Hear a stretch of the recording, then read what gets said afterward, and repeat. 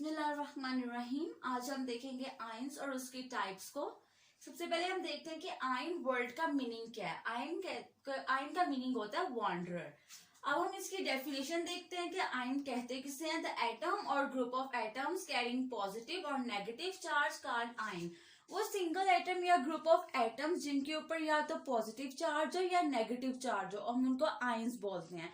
Examples देखते हैं। मैंने यहाँ पे लिया सल्फेट और क्लोराइड, ये नेगेटिव चार्ज पार्टिकल्स आयन है। यहाँ पे सोडियम आयन है और हाइड्रोनियम आयन है, ये पॉजिटिव चार्ज पार्टिकल्स आयन है। इस केस में सल्फेट के केस में negative charge group of atom के ऊपर प्रेजेंट है और क्लोराइड के केस में सिंगल एटम के ऊपर प्रेजेंट है। और सोडियम के केस में जो पॉजिटिव चार्ज है वो सिंगल एटम पे प्रेजेंट है और हाइड्रोनियम आयन के केस में positive charge group of atom के ऊपर प्रेजेंट है। अब हम केटाइंस को देखते हैं और एनाइंस को देखते हैं, ये होते क्या है और इनकी फॉर्मेशन कैसे होती है। सबसे पहले केटाइंस को देखते हैं। केटाइंस हम कहते हैं पॉजिटिव चार्ज पार्टिकल को, जैसे मैंने ऊपर डेफिनेशन में मेंशन किया हुआ है। और एनाइन हम बोलते हैं नेगेटिव चार्ज पार्टिकल्स को। अब हम देखते हैं कि इनकी फॉर्मेशन कैसे होती है।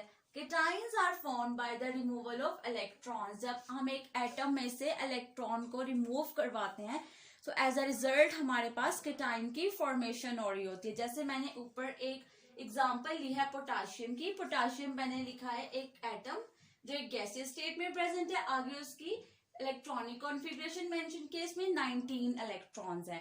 जैसे ही पोटेशियम एटम अपना एक इलेक्ट्रॉन को रिमूव करवाएगा, केटाइन बना देगा, उस केटाइन में पोटेशियम आयन में 18 इलेक्ट्रॉन्स हो जाएंगे। अब नेक्स्ट, और यहाँ पर एनाइन फॉर्मेशन कैसे हो रही है। Anions are formed by the addition of electron. जब हम एक एटम में इलेक्ट्रॉन की एडिशन करवाते हैं तो हमारे पास एनाइन की फॉर्मेशन होती है।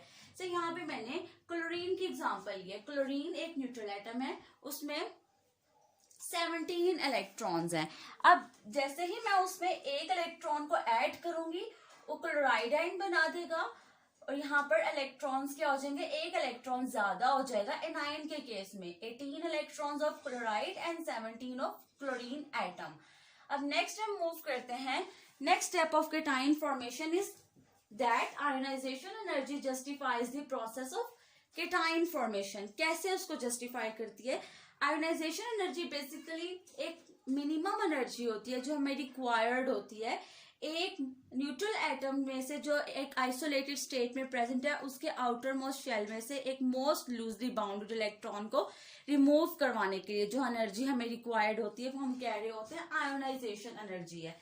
आयोनाइजेशन एनर्जी के प्रोसेस के दौरान भी हमारे पास केटाइन की फॉर्मेशन हो रही होती है। तो हम ये कह सकते हैं कि ionization energy justifies the process of cation formation. Next मैंने इसके पैरेलल में लिखा है एनाइंस में electron affinity justify the process of anion formation. अब इलेक्ट्रॉन एफिनिटी क्या होती है। हम लोग इलेक्ट्रॉन की एडिशन करवा रहे होते हैं एक एटम की, उसके पार्शली या फिर एम्प्टी ऑर्बिटल में, वो एटम जो कि आइसोलेटेड स्टेट में प्रेजेंट है।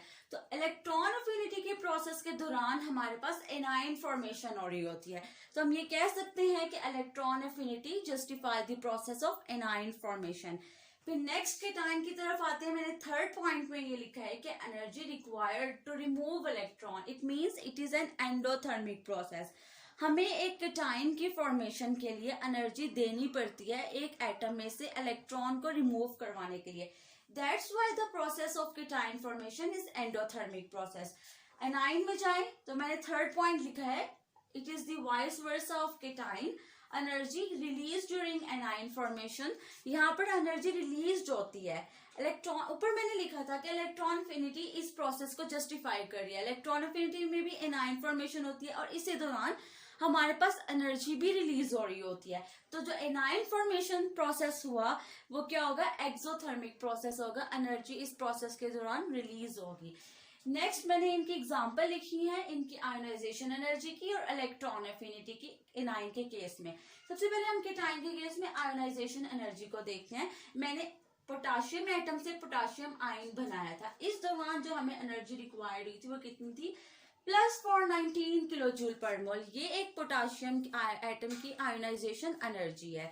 और यहाँ पर जो पॉजिटिव साइन है वो ये इंडिकेट कर रहा है जो हमारे पास जो केटाइन फॉर्मेशन प्रोसेस है वो एंडोथर्मिक प्रोसेस है। नेक्स्ट हम लोग मूव करते हैं क्लोराइड आयन एनाइन फॉर्मेशन की तरफ। यहाँ पर मैंने उसकी क्लोराइड आयन की इलेक्ट्रॉन अफिनिटी लिखी है -349 किलो जूल पर मोल। यहाँ पर जो माइनस साइन है वो ये इंडिकेट कर रहा है कि जो हमारे पास रिएक्शन है वो एक्सोथर्मिक रिएक्शन है। अब हम नेक्स्ट पॉइंट पे मूव करते हैं केटाइन के। The magnitude of charge depend upon number of electron release, कि जितने जब एक एटम में से जितने इलेक्ट्रॉन रिलीज होंगे उसके केटाइन पर उतना ही पॉजिटिव चार्ज आएगा। सपोज अगर एक इलेक्ट्रॉन रिलीज होता है तो उसके केटाइन पर +1 चार्ज आ जाएगा, अगर 2 रिलीज होते हैं तो +2, और अगर 3 रिलीज होते हैं तो +3 चार्ज आ जाएगा। इसी ही के पैरेलल अगर हम लोग एनाइन में जाएं तो magnitude of charge depend upon the number of electron gain. एक एटम जितने इलेक्ट्रॉन गेन करेगा उसके एनाइन में उतना ही चार्ज आ जाएगा। अगर वो 1 इलेक्ट्रॉन गेन करता है तो एनाइन में -1 का चार्ज, अगर 2 तो -2, और अगर 3 गेन करता है तो -3 चार्ज आ जाएगा। अब नेक्स्ट पॉइंट है केटाइन में, point 6। The cation size of cation is smaller than parent atom.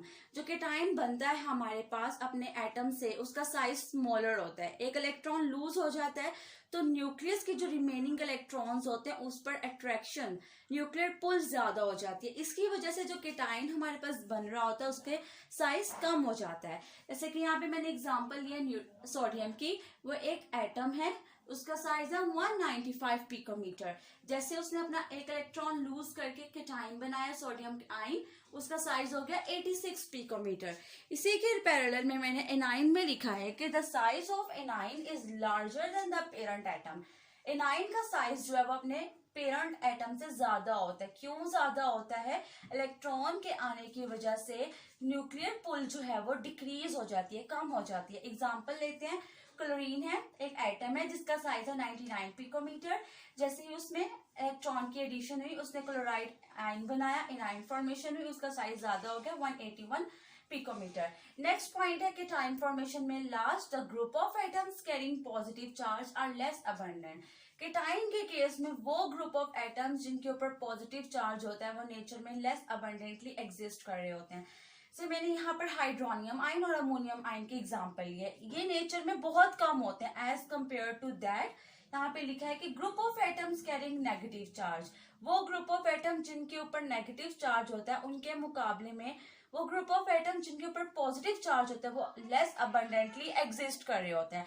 जैसे कि हाइड्रोनियम आयन और अमोनियम, अगर मैं यहाँ पे इसके पैरेलल में देखूं तो यहाँ पे ये नेचर में ज्यादा अबंडेंटली एग्जिस्ट कर रहे होते हैं। जैसे कि sulphate SO4 -2, carbonate CO3 -2, hydroxide OH -1, phosphate PO4 -3, nitrate NO3 -1. This is all about the topic of ions and its types. Thank you.